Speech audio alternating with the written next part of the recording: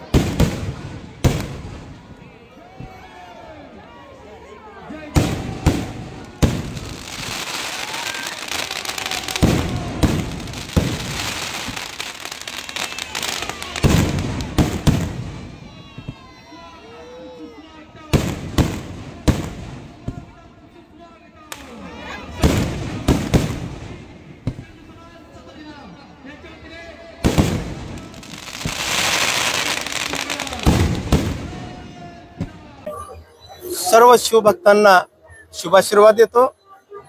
आज या ठिकाणी या पवित्र अशा संगमावर जो हा कार्यक्रम त्रिपुरासुरांचा वधाचा कार्यक्रम झाला आणि दीपोत्सवाचाही कार्यक्रम इथे पार पडलेला आहे आणि यामध्ये सर्व युवकांना पण आशीर्वाद देतो।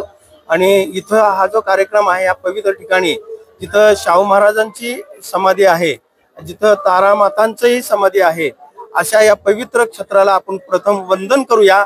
आणि या ठिकाणाचं महात्म्य खूप मोठं आहे। इथं अनेक शिवमंदिर आहेत, अनेक तीर्थाटनाला लोक येतात, पर्यटनाला येतात। अशा पवित्र भूमीमध्ये आज या कलियुगामध्ये सुद्धा असुरावर विजय मिळवण्यासाठी सुरांनी जो आज कार्य करायची जबाबदारी युवकावर आहे, तर युवकांनी पार पडावा आणि ते जागं राहावं आणि पुनर्पुनर हा कार्यक्रम होत राहावा। आणि आजचा आपला युवक हा उभं राहावा आणि संघटन युवकांचा व्हावा। आणि म्हणून हा कार्यक्रम इथल्या आयोजकांनी घेतलेला आहे। त्या आयोजकांना पण मी आशीर्वाद देतो। हे काळाची गरज आहे, कारण आपलं हिंदू संघटन नाहीये। हिंदू एकत्र झाला तर देशावर राज्य आपण करू शकतो आणि आपलं परत गेलेलं राज्य जे आहे ते परत आपण मिळवू शकतो, एवढं सामर्थ्य आपल्या युवकामध्ये आहे। म्हणून युवक कुठेतरी जाण्यापेक्षा अशा कार्यक्रमाला जास्तीत जास्त युवकांनी सहभाग घ्यावा आणि संघटन करावा आणि हिंदुत्वाचं जाण त्यांनी ओळखावं। आणि हिंदू हा सनातन होते आहेत आणि राहणार आहेत असा हा बळ आपल्याला निर्माण करायचा आहे। म्हणून आशीर्वाद देण्यासाठी या कार्यक्रमाला मी उपस्थित राहिलेला आहे आणि सर्वांना मी आशीर्वाद देतो। आणि सर्वांचं उदंड आयुष्य लाभू द्या, आरोग्य लाभू द्या आणि असंच हिंदू संघटन जास्तीत जास्त मोठ्या प्रमाणात व्हावा आणि युवक आणि युवतींनी यामध्ये सहभाग घ्यावा असं मी त्यांना आवाहन करतो।